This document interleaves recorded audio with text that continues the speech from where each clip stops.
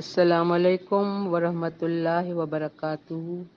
اللہم صلی علی محمد وعلی آل محمد کما صلیت علی ابراہیم وعلی آل ابراہیم انک حمید مجید۔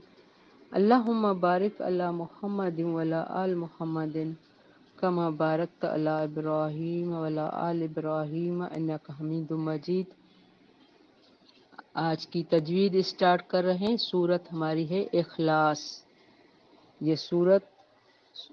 یہ مختصر صورت بڑی فضیلت کی حامل ہے۔ اسے نبی کریم صلی اللہ علیہ وآلہ وسلم نے ثلث یعنی ایک تہائی تین قرآن قرار دیا ہے، یعنی جو 3 دفعہ قل هو اللہ کو پڑھے گا سورت اخلاص کا تو اس کا پورا مکمل قرآن ختم ہو گیا۔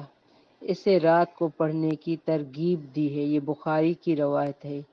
قل هو اللہ احد، بعض صحابہ رضی اللہ ہر رکعت میں دیگر صورتوں کے ساتھ اس سے بھی ضرور پڑھتے تھے، جس پر نبی کریم صلی اللہ علیہ وآلہ وسلم نے انہیں فرمایا تمہاری اس کے ساتھ محبت تمہیں جنت میں داخل کرے گی۔ یہ بخاری کی روایت ہے۔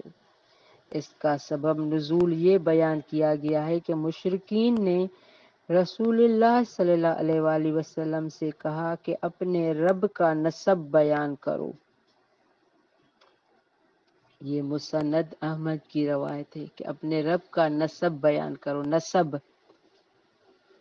یعنی ذات پات اولاد سب کچھ بیان کرو، ہمیں بتاؤ۔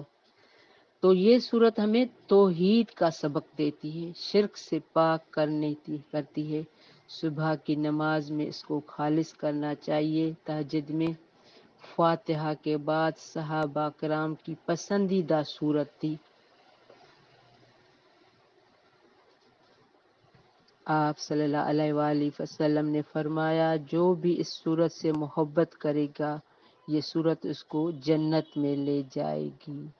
اور صرف محبت ایسے نہیں کرنا، سمجھ کے پڑھنا کہ صورت میں ہے کیا۔ یہ ہمیں شرک سے پاک کرتی ہے، توحید کا سبق دیتی ہے کہ اللہ ایک ہے، واحد ہے۔ پہلے تجوید اسٹارٹ کر رہے ہیں۔ اعوذ باللہ من الشیطان الرجیم، بسم اللہ الرحمن الرحیم۔ قل هو اللہ احد، اللہ الصمد، لم یلد ولم یولد ولم یکن لہ کفوا احد۔ بارک اللہ فی۔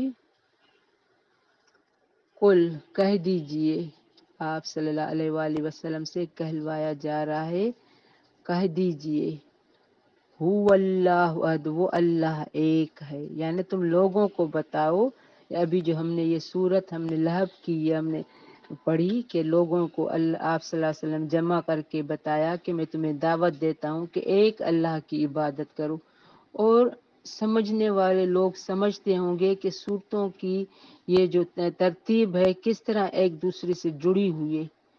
تو یہاں آپ صلی اللہ علیہ وسلم کو بتایا جا رہا ہے کہ لوگوں کو شرک سے پا کر ان کو توحید کا سبق دو۔